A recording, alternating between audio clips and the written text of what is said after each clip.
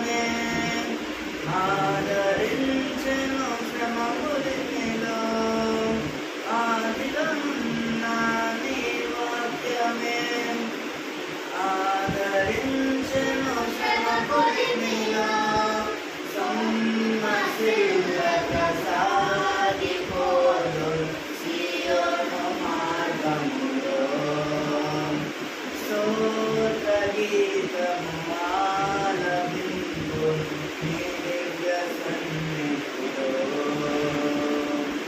అమరుడవు నీవు నా యేసయ్యా ఆదివంతము నీవేనయ్యా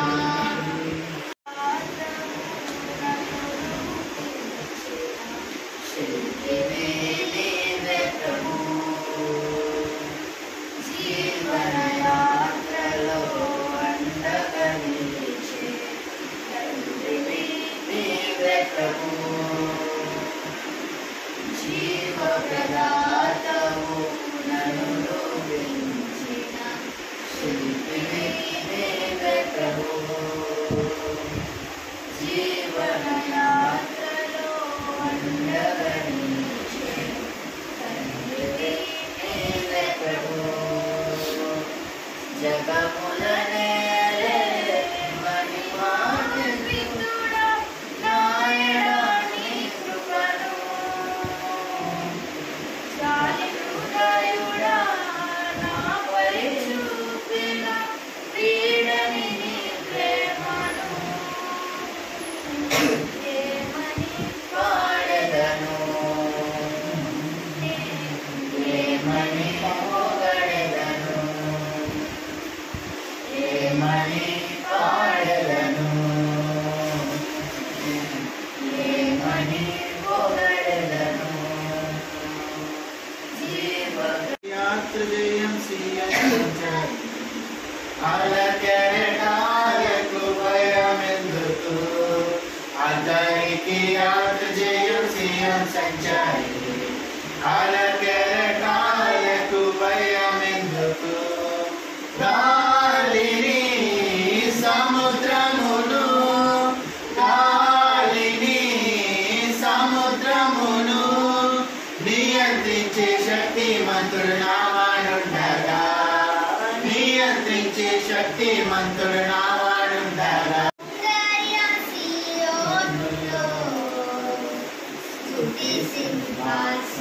సింహాసనాసీనుడా బహు సౌందర్య సియోనులో స్తుతి సింహాసనాసీనుడా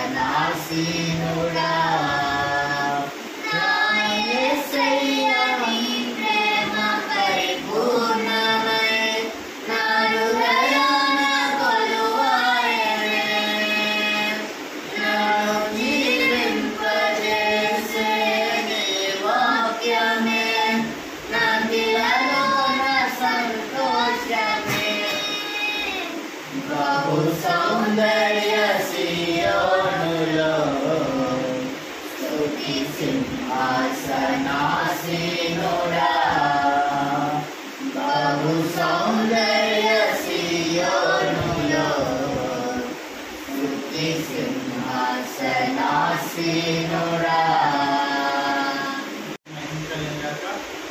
ప్రభు పేరు మీకు వందనాలు చేసిన దేవుడు గడిచిన వారం నుంచి దేవుడు ఈ వారం వరకు దేవుడు కాచి కాపాడుతున్నారు.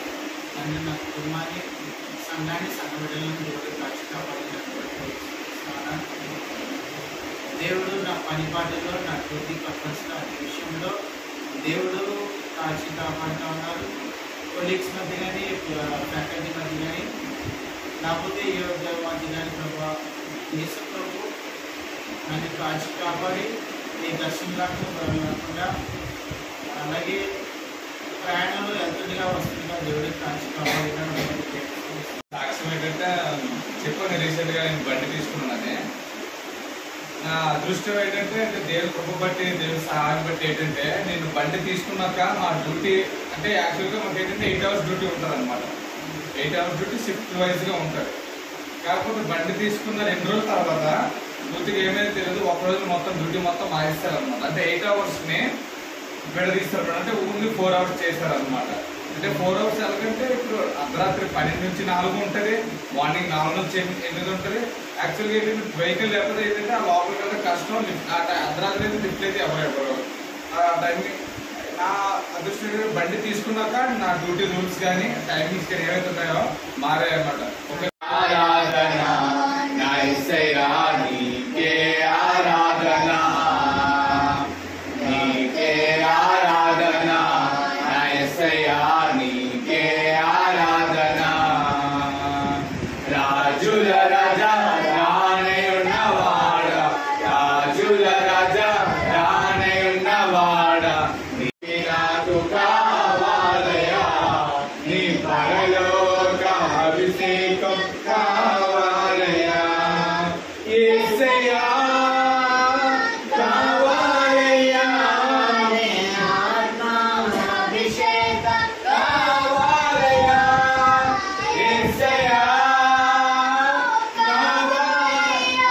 మరచిన గాని నన్ను మరువనంత ప్రేమ, తండ్రి విడిచిన గాని నన్ను విడువనంత ప్రేమ, నేను ఏడుస్తుంటే ఎత్తుకున్న ప్రేమ.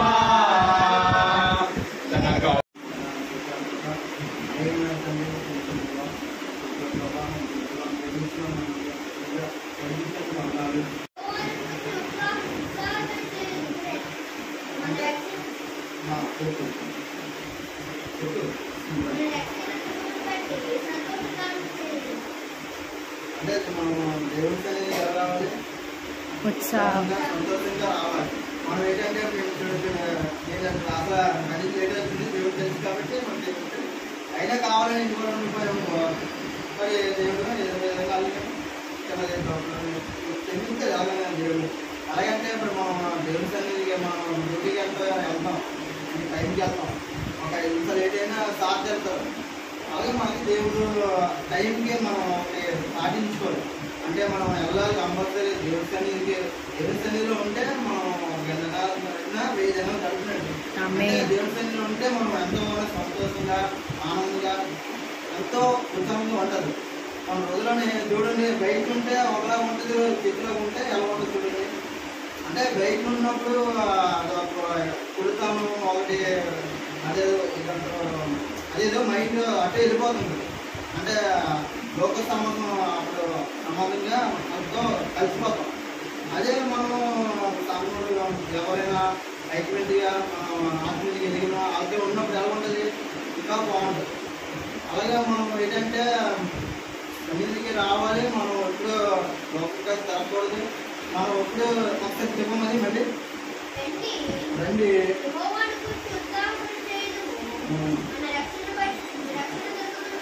మన రక్షణ అంటే ఏంటంటే